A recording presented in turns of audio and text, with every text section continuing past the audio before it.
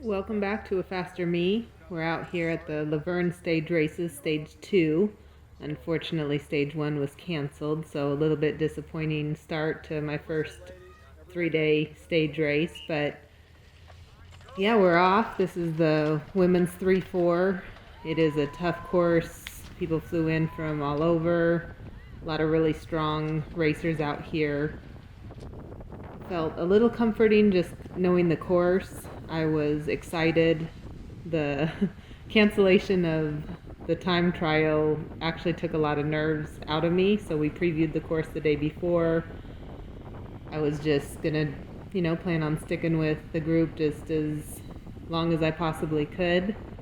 And here we start off.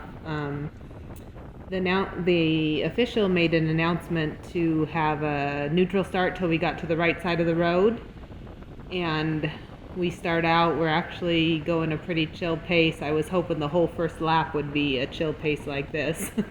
And I was just going to try to kind of stay up towards the front as long as I could, especially I know climbing is not my strong suit compared to a lot of the other women, so I was planning to try to be in the front going up, we call it cobblestone, which we'll get there in a minute, but I just wanted to kind of be in the front and hope to be with the group going downhill, because typically I go a little bit faster downhill. So right now I'm feeling pretty comfortable. I could be up just a little bit closer, but I'm drafting pretty well and just kind of staying in the front group, and it's really comfortable right now. I can't see my watts, but not doing too much. And yeah, your watts are virtually zero. Now you're in perfect position. Yeah, up at the front. This is how you need to start crits off, and this is how I needed to start. But shout out to number 233 right there. I believe her name is Rachel from Tehran up north. She ended up getting 6th overall in GC, so that's definitely a great showing in this field. And both the Tehran girls were really fast coming down from up north, so it's good to see people travel to race. Yeah, we were parked right next to her, and Gabby is her teammate's name, so just always kind of fun to meet some new people. And they were telling us about some races up in Northern California, just saying how different the races were and to come out and check it out. But they were just kind of noticing, saying the power is really kind of big in a lot of Southern California races. Yeah, I mean, yeah, you guys were flying. This was a stacked women's field. And just think it's 3-4. It's not. Yeah, the pro field was even more stacked, but this is a stacked women's field, and you guys are flying all weekend. Yeah, I mean the effort you put in, and your times are just like I think 45 seconds slower than my times for the lap, and I'm in the men's 3-4, so or the open 3-4. There is no men's races, but yeah, you guys are flying. Yeah, big pothole in the road there. A few people pointed it out. There was somebody standing there at every other lap. I'm not sure.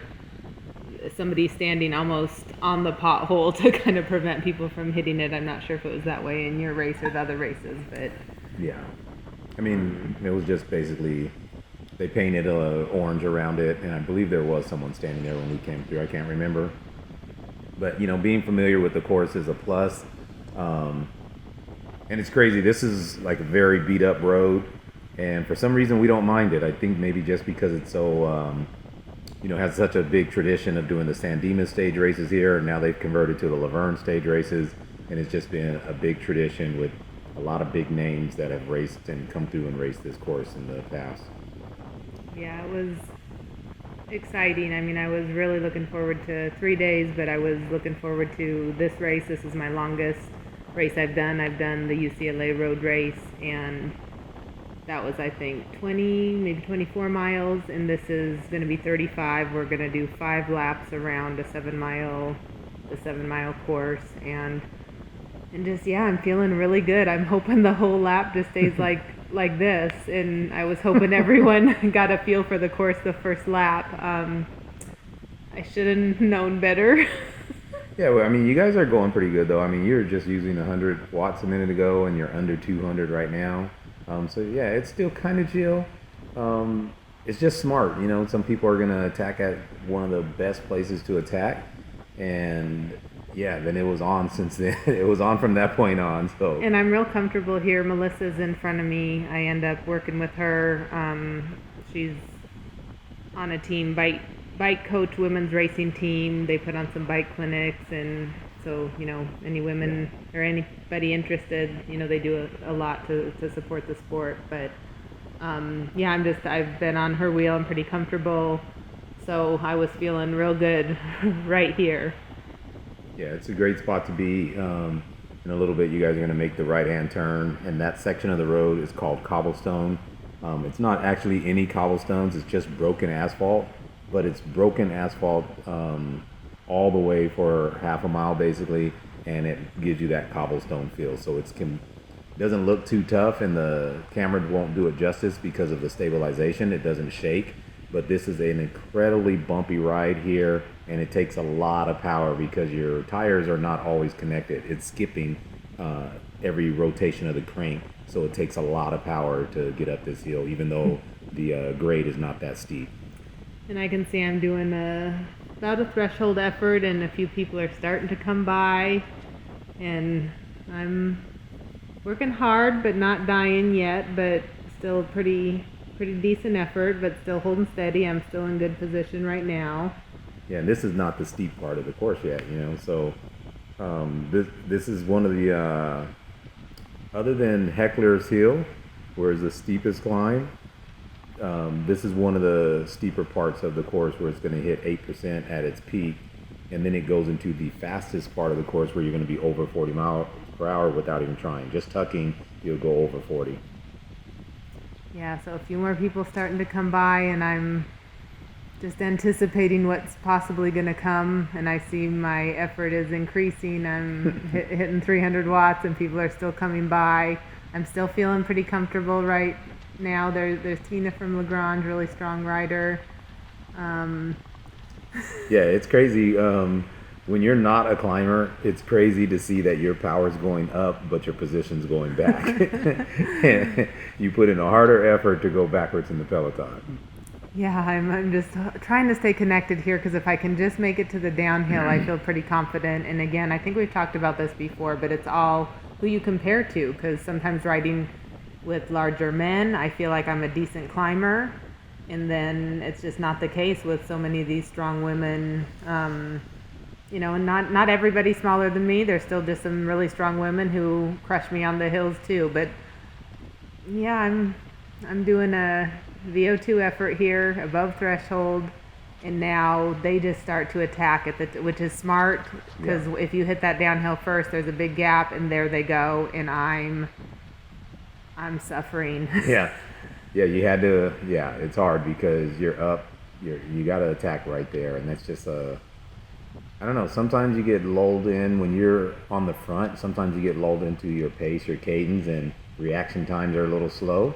And if you don't snap and get there right away, it's easy to, get a little gap, and now it's hard. You're playing catch up.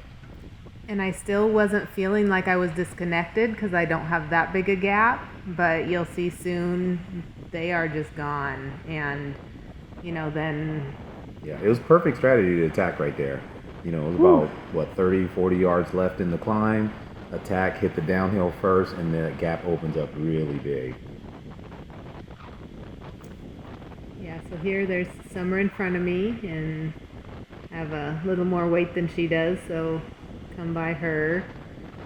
You're definitely a speed demon most of the time on the downhills as well. And there's Martina. So those are my friends. I just called out my friends I'm going to work with. We're going to be very good friends for just about the rest of the race. The next 2 hours, yeah. Next 2 hours of suffering. Now, you guys did a great job having a little group to chase on instead of riding solo. It's hard solo. Once you get separated, it's hard to push on a 7-mile circuit. It's hard to push each lap all the way around the course. So it's easy to, drop off even more. And I'm a little bit in disbelief at this point that I just don't even see anybody really in sight. They have just taken off and are gone. And really, they're not that far in front of you. It's just the way the courses lay out. It's twisty with rolling hills, so it's really easy to get out of sight. And I'm trying to see. I didn't look. Did you happen to see how fast I hit on the downhill? I did not. I know right at the beginning you were doing 38, so I'm pretty sure you're over 40. Yeah, I mean, I got up 42 or 43 miles an hour was my max speed. I'm not sure where I hit that. Probably on that downhill. Yeah, for sure. So here I'm still doing 29, 30 miles an hour. There's going to be a little uphill coming, which you're able to hit it at speed and maintain quite a bit of speed. So Martina says to me, "You and me again," because I think we were together a little bit at the Victorville road race, and so I think we'd been dropped there, but worked hard and worked together. So my watts had dropped a little, but I think she gave me the motivation to kind of jump on her wheel and yeah. So I go, I asked her like, "Hey, let's work together. Maybe do 15-second pulls." Yeah, well, your watts always drop when the speed goes up because the RPMs go up and there's not as much tension.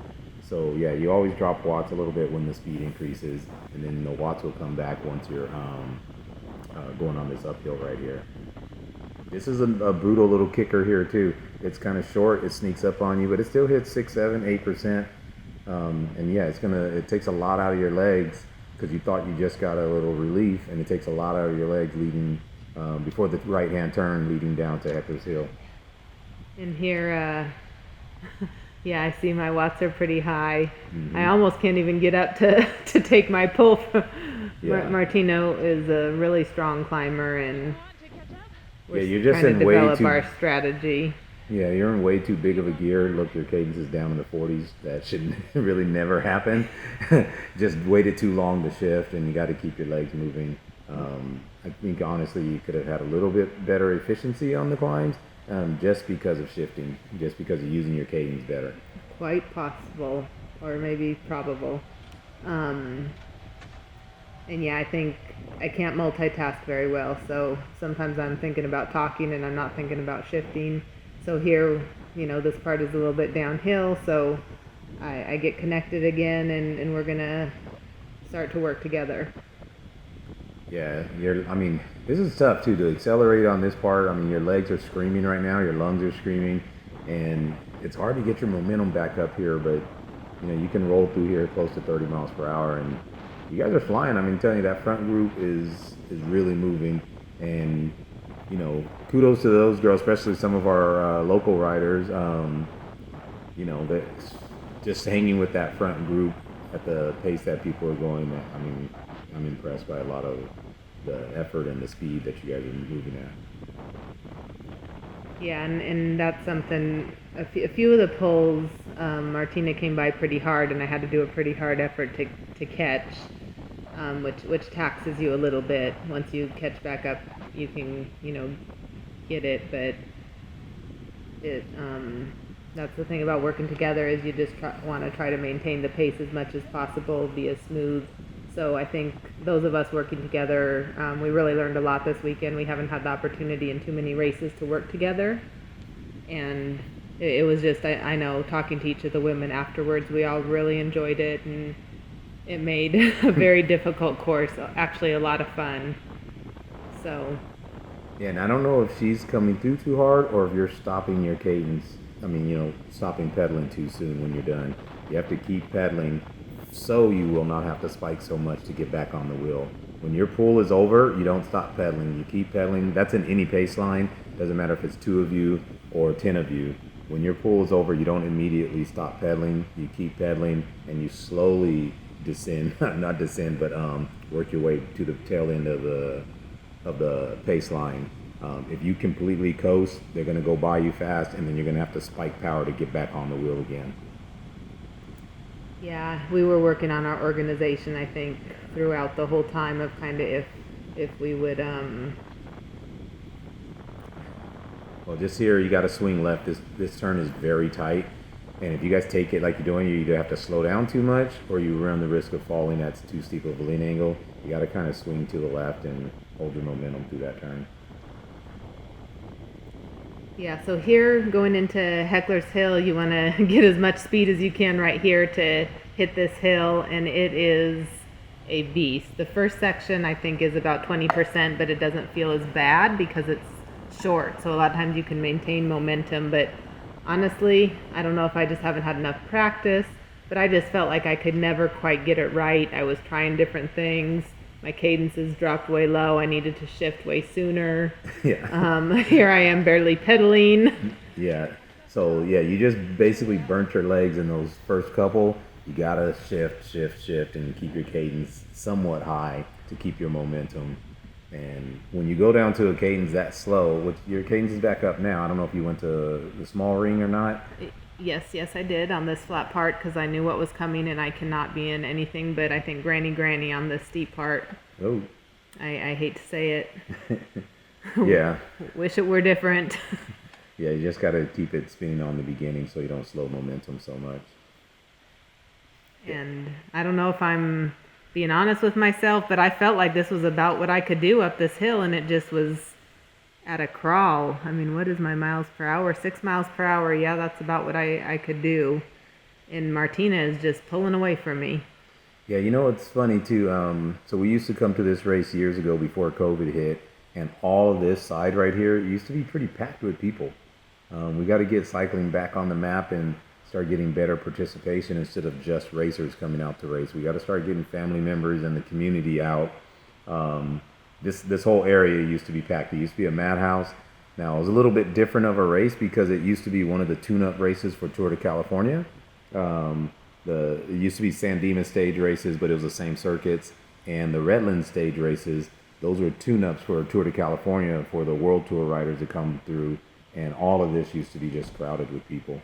The thing that is nice about doing this hill in the race is the gate is open. So if you ever come and do it on your own, there's a risk of falling over because you're at the top of the hill and you have to come unclipped to get around the gate. And at least I'm always worried that my fatigue might cause me to fall over. That's kind of a little technical downhill that isn't normally something that you would do just because of the closed gate there at the top. But I can imagine if you have a large peloton that might get a little sketchy, but I never had that experience because I was dropped. So here I'm playing a little catch up to Martina. Knowing the course is so valuable because I know at the end of this little dam and downhill there's a really sharp right hand turn and you need to be in the right gearing or you will get kind of caught out taxing your legs.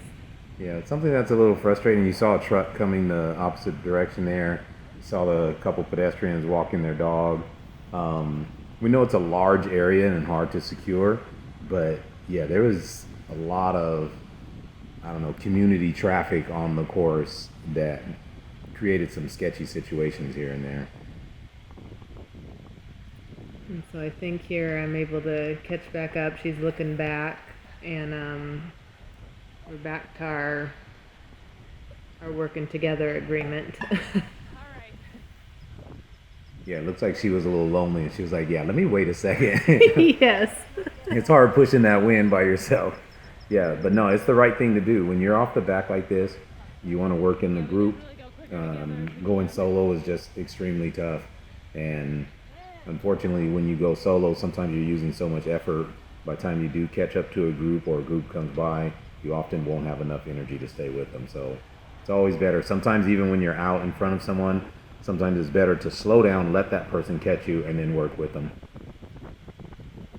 Yeah, I think Marlena actually had said after the race that she was thinking at one point of asking you how far back I was because she was out there lonely and may have waited, but it's maybe a good thing she didn't because I think she finished maybe 8 minutes in front of where I finished. It was pretty close. I saw her go by, and she wasn't that far in front of you guys originally, but she was going at a slightly faster pace. And I think for her, slowing down, maybe you guys all would have went faster, but for her it worked out to just keep going. And if you guys caught her, then I'm sure she would have worked with you. Yeah, so looks like doing a little over threshold, about threshold. This is a pretty fast section, and we're coming up on a collegiate male, I believe. That's how fast you guys are going. The collegiate boys took off. I want to say they were 15 to 18. They took off like 5-10 minutes before you guys, and you guys have caught one of them already, if I'm not mistaken. Yeah, we caught a number of boys, the collegiate riders, and then I keep thinking that we're gonna see the whole race, but I only recorded the first and then most of the last lap. But I'm gonna catch Jessica from Go Fast in a little bit. I can't remember if that is on this film or not, because I have not yet watched this video, so maybe we'll just have to stay tuned and see if we get to see that. Yeah, and I don't recall as well either. Unfortunately, the race is so long, like each lap is 20 something minutes, 23, 22 minutes, whatever. So it was too hard. We wouldn't have enough battery life in the GoPro to record the whole thing. So Ellen basically just recorded the first lap and then the last lap. And much as our fans, love us, I don't think they're watching 2 hours of a race here that's mostly the same thing. But I can just fill you in, and then we can kind of catch up at the end. But we catch Jessica, and she, being a good teammate that she is, was asking if Summer was behind. And at the moment, I just was not sure because I was kind of seeing red. And so we worked with Jessica for a little bit, and then she fell back and got Summer and Melissa, who were working together. So they actually caught back up to us. And then the 5 of us were able to work together for a good while, and then it was down to 4. But I know Jessica's pretty hard on herself, but I tell her I got to give her credit for really, she knows how to work hard. She stayed with that front group a whole lot longer than I could, and I feel like my fitness coming into this race was good. I was prepared. I mean, everything felt right in my legs. My fitness is at a good point, and it's just really hard to give that effort and go all out to try to match people's effort. So Bunny hop. A lot of credit to Jessica for just her, fortitude to work that hard. And that's what you do, actually. That's the benefit of being on a team. If you went out, worked hard, kind of popped yourself, but then you have an opportunity to help a teammate, that's perfect, because this race has a cut time. So if you're lapped, you don't get to race the next day. So Jessica fell back, worked as a team, helped her teammate, and Summer made it to the 3rd day. So yeah, all of you guys end up working together even though you're not on the same team. And if you stretch it out and you all go solo, you never know, you may not have made it. And here, Martina was a little bit confused. She was thinking we turned, and I think she may have been thinking of the Verne crit the next day, because she was thinking there's another hill.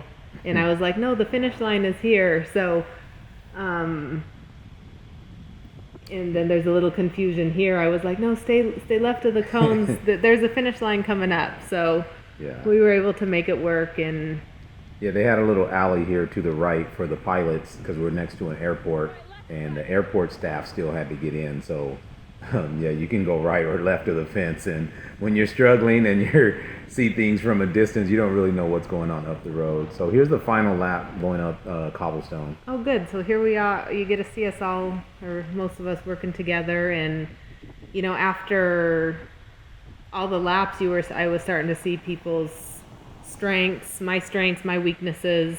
I would get dropped pretty significantly on Heckler's Hill, and I was really struggling to hold on here on cobblestone. And then I would come, past the girls on the downhill. So going into the 4th lap, I knew I needed let me back up. On the 3rd lap, it took me about a quarter lap to catch back up. So they had dropped me so bad on Heckler's Hill that I didn't catch back up until we were by the other side of the airport. And I was getting a little frustrated because I saw some riders that it looked like were trying to work with, these group of ladies I was trying to catch to work together with. And if you're working with a different group, you can be disqualified. And so I was glad to see that the women were rotating. Our little group of 3 was rotating in front of the men. When I finally caught back up, they were kind of encouraging, okay, get them.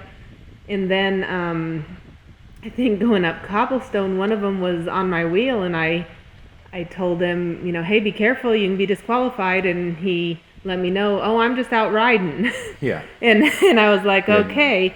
And so I still wasn't too happy, because if somebody sees somebody riding with me, they could think that it's somebody out trying to Yeah, trying to help help you. me. Yeah. And I didn't want anybody to ever accuse me of cheating. I know we're in, the lowest division, but it still is serious. And I take competition and following the rules Right. seriously. Well, and here, you're going to attack right here, too. and the official actually pulled up and told him something. I think one of my unofficial teammates, my group that I was working with, said that he said, "Hey, it's a free road. I can ride wherever I want." So here, this is where I'm gonna actually do, I think, a little attack, because I know my best chance is to get a gap on the downhill. Because on the fourth lap, I was able to go to the front, get a little gap, and go up Heckler's Hill. They caught me at the top at Heckler's Hill, but then I was able to work together for the fifth lap. So then my strategy was, going into the final lap, that I was going to try to do an attack on the downhill, and try to just maintain. Go ahead. Well, I was just saying, just right here, you attack, and this is where you put your move on. Yes, so here I am in the downhill, and I'm going to do a kind of a hard effort going by, and I'm hoping to just hold on, maintain a little bit up the hills.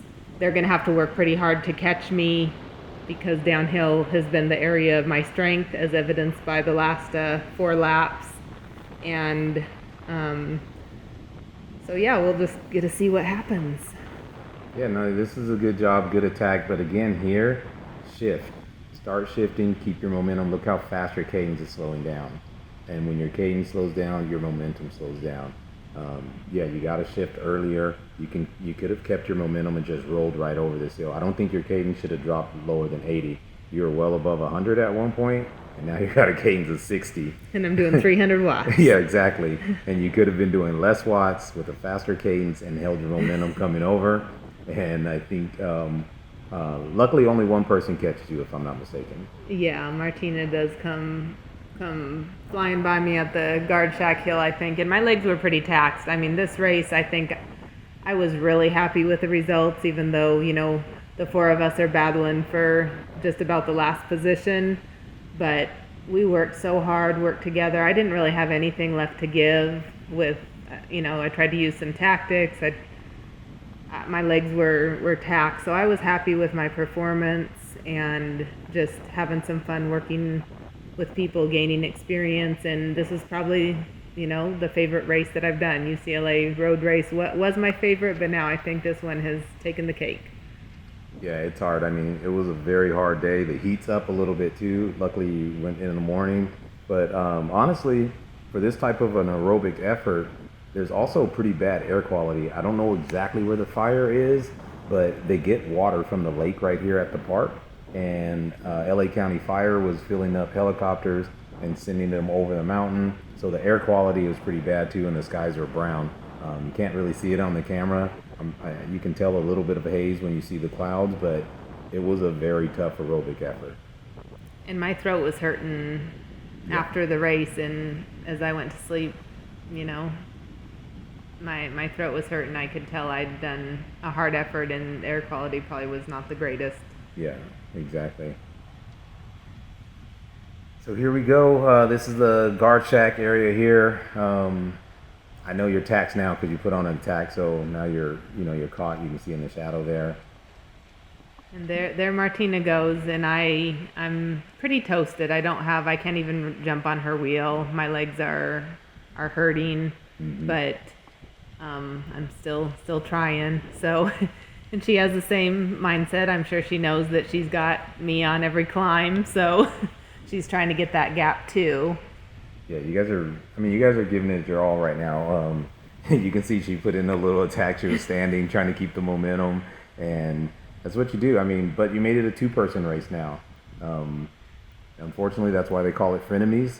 You can be friends when you need to work together, and before the race is over, of course, someone's going to have to break that friendship and attack. And it's just so nice. This group of women that work together just was so, I don't know, really nice. It feels like we gained, a lot of friendship or closeness, camaraderie, kind of no ill feelings, just really positive responses from all of them. Yeah, it's great that, when you're out there competing, You don't have to be true enemies. You can compete, all have similar goals, and in the end, you all want to stay safe and you want to beat your competition. You're racing against yourself, number one, and number two, if you have a chance, you want to beat whoever's around you. And you guys are giving it a go. You're swinging punches now, and you fired the first shot probably. So now it's time to retaliate. I mean, time to defend and give a chance to throw another blow. Well, if I'm holding grudges, they drop me on Heckler's Hill all the time, so I had to. And pretty soon the official is going to come up to us and tell us, that the masters are coming by and basically we need to stay out of the way because... I think it's actually the collegiate men because the masters was racing with me. Masters men were racing with me. They just started the masters men because the collegiate men were done. The masters men just started. And then it's their first lap. And so you should see how fast they fly up Heckler's Hill. You'll get the opportunity to see that in a minute. But yeah, I'm just kind of doing what I can. So here the lost for words, like the pace motorcycle. Yeah, the official. The official. Yeah. He's letting us know. So this is a pretty bumpy downhill section. And I just found out that one of my coworkers, Rob Cole, is actually working out here. He's one of the marshals on the course. So I'm going to see if I can see him in the video. I didn't notice him on the course. I think I was seeing red and trying to look around the corner, preparing for the hardest hill. Yeah, just a quick note too. This downhill section is extremely bumpy. Again, the camera smooths it out, so you can't tell how bumpy this is at 30 miles per hour. It's incredibly hard to use your brakes on this surface here. They're hitting bumps, like all those little cracks are really large bumps, and it's hard to use your brakes. So, yeah, it can get kind of sketch right here, and it's filled with dust. So, yeah, the camera does not do it justice whatsoever. This is a very stressful downhill 90-degree turn here. And I was thinking that the official gave me an opportunity to maybe catch Martina. So right there is where my coworker said he was, working as a marshal. So thanks for his efforts and all the workers out. Definitely a very challenging, large course to have people working on.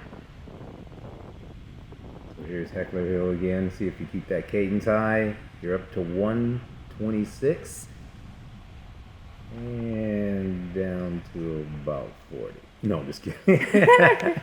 But yeah, you're up to 126 and you're at half your cadence now, basically. Yeah, you got to keep watch the them fly up. by us. Yeah, Melissa kept her. Martina kept her momentum.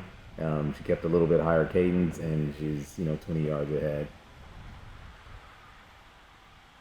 I just could not believe the speed at which they came flying by. Yeah, those are the collegiate men there. That's the front group of the collegiate men. A different collegiate men? No, just the collegiate men. They went off before us. Yes, they went up before. They just lapped you guys, collegiate men. That's how fast they are moving. This is 35 miles later. They just lapped you guys. I don't know. Yeah. You see how fast they're going? He said it was the Masters when he said it. So maybe he was wrong, but I'm pretty sure the guy with the dreads, I saw him go by and I thought he's a Master. No, the Masters were in my race. I raced with Sharon and them. They were in my race. Now, there is a different Masters. It could be 60 plus, but I don't think so. I don't think 60 plus is moving that fast. They might be, but... I don't know. I thought he said the Masters 40 plus, and you were on the course at the same time as me also. No, I wasn't. At the very end. Okay. And why is this guy pushing you? Yes, Keep your hands off the riders, please. If you come to a race, keep your hands off the riders. I might have to slap him like Will Smith did. Like Will Smith did Chris Rock. No, I'm just kidding. But yeah, don't touch the riders. I mean, I know. I think I said, don't be having me cheat, because I don't know if that would be counted against you. Not that anyone is really there to monitor it, but yeah. Yeah, you're definitely down to a snail's pace here. It's hard though. I mean, just think doing that 5 times And I was counting it down in the race. I was saying only 4 more times up Heckler's Hill. Like I can do that, and so then I did it at each thing. But definitely a strategy to kind of help you keep moving. Yeah, and that could be like it could. I don't know what they could have been Masters 50 plus too. I don't know how many Masters were. I just know it wasn't the 40 plus men. They were in our group. Well, I'm sure anybody who is married knows you got to argue with your spouse periodically, and unfortunately, my spouse, the other faster me over here, is right usually, but I think I'm right this time. I'm a 90, 99, 95%er. But yeah, no, it's good. Yeah, close us out. You know, you're finishing. You got about a mile to go. What's going on now? So now I'm just trying to kind of push as hard as I can. I'm pretty sure, Martina has it. She has a gap. I don't have much more. So just trying to not get caught at this point because you do all that work. So just trying to put in a dig and finish it out. It's not too hard. This last little bit, little flat. That was a good turn, by the way, too, taking this and trying to hold a little momentum coming up this steep part here. Yeah, I think I've really struggled in our recreational riding with that corner, and I've done way too many watts, so I really had it, I I had it dialed in pretty well this time of getting in the right gear and trying to take that corner wide. Yeah, a lot of people are running wide and going across the double yellow, which this part was center line rule. There are cars allowed to come the opposite direction, so that's, pretty dangerous just if you end up swinging wide there. And I think right here I just took my last fuel, so I made sure I was taking fuel every 25 to 30 minutes. In recreational rides, sometimes I go every 45 minutes, but I know just doing this amount of effort, it needs to be a little bit more frequent. And so I think I fueled 5 times in the race, and it took me, I think, 2 hours and 5 minutes. So, stage 2, but the first stage that any of us got to do, I think I came in 21st, and a few people didn't start, and then a few people didn't finish. I know some people pulled out, and I don't know if some people got lapped, or I know one girl had a flat, so a few different reasons that people didn't finish. Yeah, and there was no free laps. There's no free laps on a circuit race like this. You get a flat, you do get to pull in the pits and change your wheel or whatever, but you gotta chase back on. It's just, there's no free lapping to get back in. I think the official announced at the beginning, you're on your own for changing a flat out there. Yeah. Or if you have, wheels, you can do that, but I didn't even bring a wheel kit. If I had a flat, I was just going to be done. Yeah, so, the other rider? Martina. Martina is in the wind. She is gone. Yeah. Yeah. She wasn't waiting for anybody.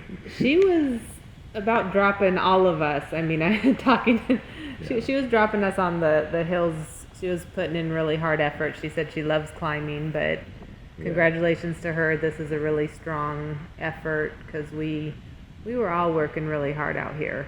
Yeah, and that's the way to do it. I mean, you get to work as a team. You save a little bit of energy. She had a little bit left in the tank, and she emptied it now just to stay away. And I mean, you got to think. Just a couple minutes ago, you and her were neck and neck. After your attack downhill, the other girls are now a little bit further back, and it was basically between you two. Well, and I do see Melissa catching me on this last straightaway, so I said I was going to work hard and You knew she was behind you right now? I don't know if right now or if it's coming up a little bit closer to the start-finish line, but I see that she was coming, and I think you'll see me look back a few times, but I was not wanting to be the person caught at the line. Yeah, and that little hill that you're on right now, that's like the hardest hill in the world after you've done this a couple times. It's the last hill before the start-finish line. Yeah, it is so hard to just keep your momentum moving up that hill. And the finish also is slightly uphill. It's only like 1 or 2%, but when you're tired, it's definitely taxing. Yeah. So It was tiring for sure. I'm very ready to be done. And what's funny, on the last lap, it actually had said finish because, we were off the back, so the next lap for the leaders was going to be the finish. And I think Melissa actually thought it was the last lap, and I remember them saying in the beginning that if you're off the back, you need to keep track of your own laps. So, so Yeah. the last lap, she was saying she was ready to be done. So Yeah, and because it's hard. there's multiple fields out there, it's hard to know when the lap counter is going to be up. So they try to do the lap counter only for the leaders, because there's multiple groups and they have to change it for the next lead group. So yeah, if you're in the mix somewhere along the 7 mile circuit, you have to keep track of yourself. So yeah, I see I'm doing a threshold effort here to get to the finish line because I do see Melissa coming, and don't know how much she has left in the tank, but she is closing on me. Yeah, well, 37 miles later, you're still doing 19 miles per hour up a, false flat. And yeah, it's not easy. That's a big effort. Yeah, and I can't wait to see Summer's video. If it's not out already. But yeah, oh gosh, above threshold. I had no idea that I was doing this many watts. This is your full sprint right here. You're like at the end of the race, I did I'm dying. not sprint. This is a full sprint. I just was doing enough to not get caught at the line. You're maxed out right here. It's like, But I was feeling it, and gosh, I hope we can't hear it in the video, but I'm breathing so hard when I come off the course. yeah. So there it is. There's the finish. So thanks for tuning in, and come back for stage 3.